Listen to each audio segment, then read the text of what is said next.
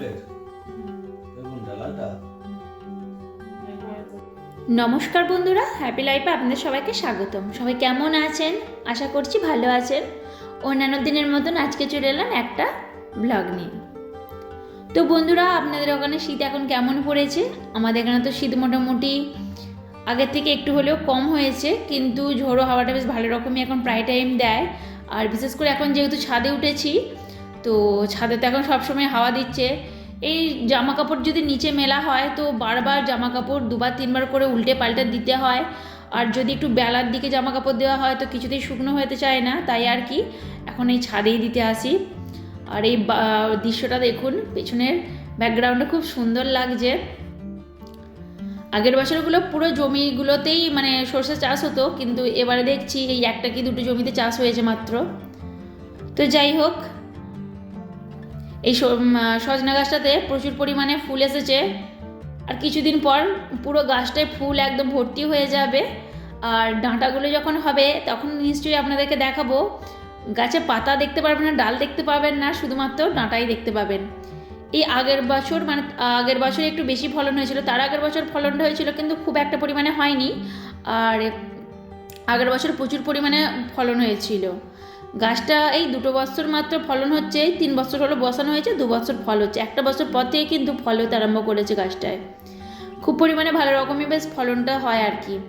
আর এখানের কি পাশেই একদম সর্ষে খেতে আছে, এটাতে আপনাদেরকে আগেই দেখিয়েছিলাম। এখানে ভ্যান গাড়ি করে কিছু মাল আসছে। তো আমাদের উঠানে যেখানে মানে বাইরেটা করে না, যেখানে বসে বাসন আরে মাজা হবে, স্নান আরে করা হবে, সেই সমস্ত জায়গাটা এখনও পর্যন্ত কাজ মানে হয়নি। তো ওই জায়গাগুলো বাকি আছে, তাই মাল আসছে। আর ঠাকুরতলা একটা তৈরি করার আছে, ওটা আপনাদেরকে আগে দেখিয়েছিলাম।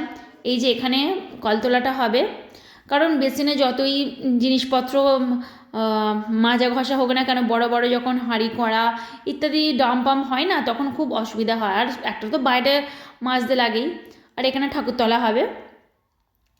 তো যতই ঘরময় প্লেট বা টুকটাক বাসনপত্রই ঠিক আছে, একটু ভালো করে বসে মাজলে বা জামা কাপড়গুলো সবসময় তো বাথরুমে ধরুন কেউ আছে, তো সেই সময় বাথরুমে মধ্যে কাচাকুচি করা সম্ভব হয় না, তাই আর কি বাইরেতে একটা স্পেস করে রাখতেই হয়।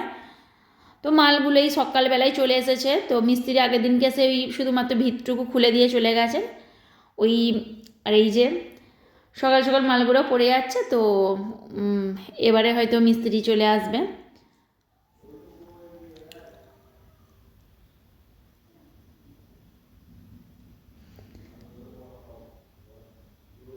আমাদের তো তাও বেশি দূর বইতে হয় না, এই একদম যেহেতু একটুখানি সামনে গাড়িটা রেখেছে, তো এইখান থেকে শুধুমাত্র ঘরের ভিতরে ঢুকিয়ে মালগুলো ফেলছে। কিন্তু এক একজনদের বাড়িতে মানে আমাদের যখন পুরোনো বাড়ি ছিল, তো ওখানে সেখানে কিন্তু অনেকটা বেশ ভেতরে ঢুকে মালগুলো ফেলতে হয়। আর আগে তো রাস্তাঘাট খুবই খারাপ ছিল।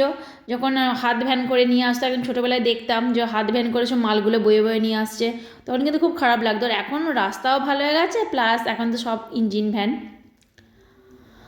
এখানে কিছু নাইটি অর্ডার দিয়েছিলাম, তো সেই নাইটিগুলোই এসেছে। চলুন আপনাদেরকে খুলে দেখাই। 3টে নাইটি অর্ডার করা হয়েছিল। এখানে 2টো নাইটি আমার বোনের আছে, আর একটা নাইটি আমার আছে। এই ব্ল্যাকটা আর অরেঞ্জ নাইটিটা দেখুন, ওই 2টো নাইটি আমার বোনের। আসলে অর্ডারটা ওই দিয়েছিল, তো আমাকে বললো যে পেমেন্টটা করে দিতে। এবার আমি পেমেন্টটা করে দিলাম। তখন ওই যে দিদিটার থেকে নিই না, ওর কোয়ালিটি বেশ, নাইটির কোয়ালিটি বেশ ভালো। আর তখন দিদিটা বললো যে আর একটা নিয়ে নিতে। তো আমার তো 7 ইঞ্চি ছাড়া হয় না, এই 7 ইঞ্চির একটা নাইটি আমি নিয়ে নিলাম আর কি। এটা আমার বোনের, কমলা কালার দেখুন, ডিজাইনটা বেশ ভালো লাগছে আর কাপড়টা বেশ খুব সুন্দর।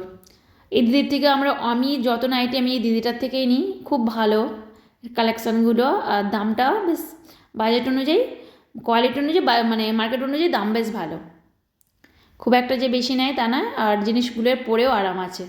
এটাও আমার বোনের, এই দুটো ও কলার দেওয়া নেয় আর কি, একটু গরম বা শীত বা বর্ষা যাই হোক না কেন ও কলার দেওয়াই পরে। আর আমার 7 ইঞ্চি এই রেড কালারটা, ভেতরে হাতা লাগানো আছে, এই ভেতরে হাতা আছে, লাগিয়ে নিতে হবে। তো কোন নাইটিটা ভালো লাগলো আপনাদের?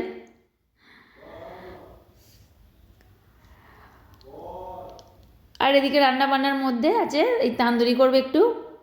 আর এখানে একটু মাংস আছে, এই মাংসটা পকোড়া করব। মানে ভাত দিয়ে পকোড়াটা হয়তো খেয়ে নেবো, আর এই 2-4টে পকোড়া মতন করে এখন ভাত দিয়ে খেয়ে নেবো, আর তান্দুরিটা বিকালের দিকে করা হবে আর কি। এখানে সমস্ত মশলা দিয়ে দিয়েছি, আর এখানে চিকেন 65 মশলাটা দিয়ে দিচ্ছি। এটা একদম শেষ হয়ে গেছে, আগের দিন কিছুটা দিয়েছিলাম যখন করেছিলাম, আর এই আজকে একদম শেষ পর্যায়ে বলে এই যা আছে ঝেড়ে ঝুড়ে দিয়ে দিলাম আর কি। এখানে সমস্ত কিছু পেঁয়াজ, ধনে, জিরে, এগুলো তারপরে আপনার আদা রসুন সমস্ত কিছু দিয়ে এখন একটু মাখিয়ে রাখছি, ম্যারিনেট করে রাখছি। আর তান্দুরি মশলার জন্য তান্দুরি মশলা, আদা রসুন, টক দই, এই সমস্ত উপকরণ মাখিয়ে রেখে দিয়েছি। এবার এটা এখন রেস্টে থাকবে মোটামুটি, এখন সেই সন্ধ্যাবেলার দিকে বা বিকালের দিকে করব।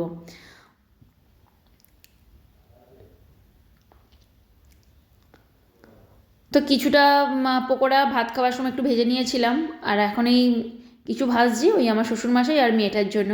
মেয়েটা ছিল না, মেয়েটা ওই বাড়িতে চলে গিয়েছিল, তো এই একটু আগে এসেছেন, তো ওদের দুজনের জন্যই ভেজে দিচ্ছি, আর আমরা তখন খেয়ে নিয়েছিলাম।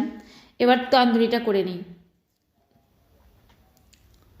বাড়িতে আমি ধনেপাতা, ধনেপাতা, রসুন, একটু বিট নুন, লবণ আর টক দই দিয়ে ওই আচারটা আমি করে রেখেছিলাম। আর এবারে তান্দুরি মশলাটা, এবার তান্দুরিটা করে নিই। তান্দুরিটা কিন্তু আমি ডাইরেক্টভাবে পুড়িয়ে নিই না, তো আমি এরকম ফ্রাইং প্যানে প্রথমে একটু তেল দিয়ে দিই, ঘি দিয়ে দিই। আসলে ঘিয়ের ডিপে, তারপরে ওই যে বড়ি রেখেছিলাম, বড়ির ডিপে সব তাই প্রথমে বড়ির ডিপেটাই তুলে নিয়েছিলাম। তো প্রথমে একটু ঘি দিয়ে তার উপরে আমি এই চিকেনগুলো যে ম্যারিনেট করে রেখেছিলাম সেইগুলোই দিয়ে দেবো উপরে। তো একটু ডিপ ফ্রাই মতন করে নেব, আর এই জোরটা একটু দিয়ে দিতে হবে, কারণ লো ফ্লেমে করলে এটা ঠিক হয় না।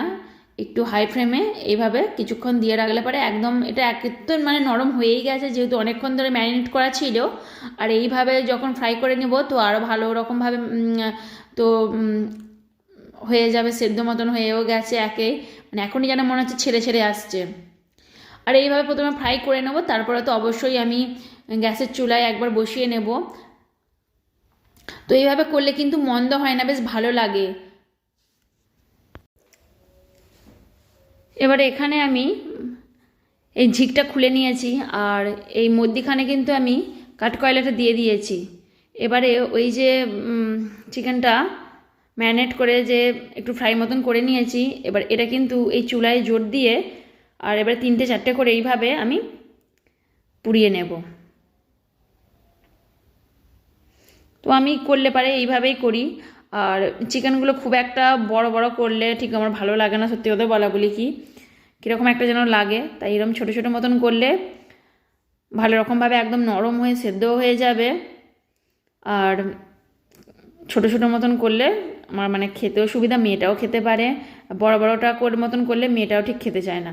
এবার সত্যি কথা বলা বলি কি, আমি যে করবো এই যে করবো ম্যারিনেট করবো, ঠিক বড় বড় পিসগুলো আমার যেন দেখতে একটা কীরকম লাগে। তো হোটেলে গেলে খেয়ে নিই, সেটা নিজেকে করতে হয় না আর নয়। এই যে হয়ে গেছে করা, এবার খেয়ে দেখা যাক কেমন হয়েছে আর কি। আমি এর আগেও 2-3বার করেছিলাম, বেশ ভালোই খেতে হয়। সেদ্ধটা দেখুন একদম হাত দিতেই ছেড়ে যাচ্ছে, আর খেতেও বেশ খুব একটা মন্দ হয় না কিন্তু। এখানে বিস্কিটগুলো সব শেষ হয়ে গিয়েছিল, তাই ডিপেগুলো আজকে পরিষ্কার করে নিলাম। আমি চেষ্টা করি যখনই যে ডিপেটা শেষ হয়ে যায়, মানে ডিপেতে যে জিনিসপত্রগুলো থাকে সেই ডিপেগুলো যখনই শেষ হয়ে যায় তখনই একবার করে ধুয়ে নিতে। তো ধুয়ে নেবার পরেই আজকে এখন বিস্কিটগুলো একটু ঢেলে রাখছি। এরকম করে সমস্ত কিছুই যখনই শেষ হয়ে যায় চেষ্টা করি তো সাথে সাথেই ধুয়ে নিয়ে তারপরে আবার স্টোর করে রাখতে। আর এখানে এই মেয়েটার জন্য 3-4টে করে বিস্কুট প্রায় টাইম এনে রাখা হয়। ও কখনো রচা খায়, কখনো কফি খায়, ওই এখন ধরেছে যতদিন শীতকাল থাকবে ওই করবে। আর এখন এই এত বিস্কুটের ডিপে তো রাখা সম্ভব নয়, এইরকম একটা এয়ারটাইট বক্সে রেখে সমস্ত এখন এইভাবে এঁটে রেখে দেবো। 2-4টে চিপস প্রায় টাইম এনে রাখতেই হয়, কারণ সবসময় তো এখানে দোকান নেই। আর ওর খাবারের জন্য এই সবগুলো তো রাখতেই হয়, কারণ ঘুম থেকে করে প্রায় টাইম চায়। আর এই ঝুড়িটা নিয়েছি দেখুন, অনলাইন থেকে না, আসলে পাড়াতেই বিক্রি করতে এসেছিলো। তখন এই বাবার বাড়িতে গিয়েছিলাম আর ওখানে বিক্রি করতে এসেছিলো, 30 টাকা দিয়ে নিয়েছি। বেশ দেখতে ভালো লাগলো, তার উপর রেড কালার, আরও বেশ সৌন্দর্যটা আরও বেশিই লাগছে আর কি। আমি এতে এখন ওই ফলই রাখছি কিছুদিন। এর আগে একদিন রেখেছিলাম, তারপরে এই আজকে আবার রাখছি।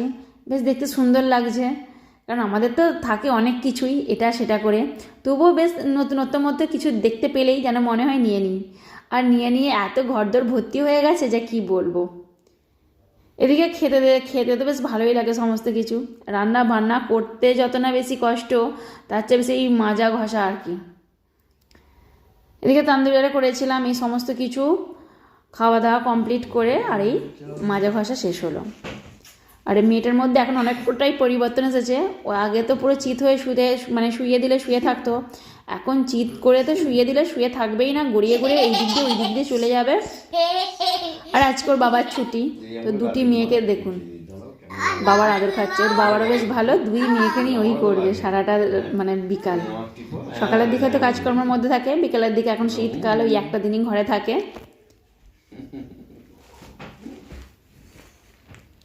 আর এত দুষ্ট হয়ে গেছে, ওর বাবা যখনই ঘরে থাকবে ওর বাবাকে নিয়ে ঘুরতে হবে। এখন ওর বাবার দিকে চেয়ে আছে দেখুন না, এখন কেমন মানে কাঁদছে না তাই, নাহলে ঠিক ওর বাবার দিকে তাকিয়ে তাকে হুঁ হুঁ করবে, মানে যাতে কোনো করে নেবে।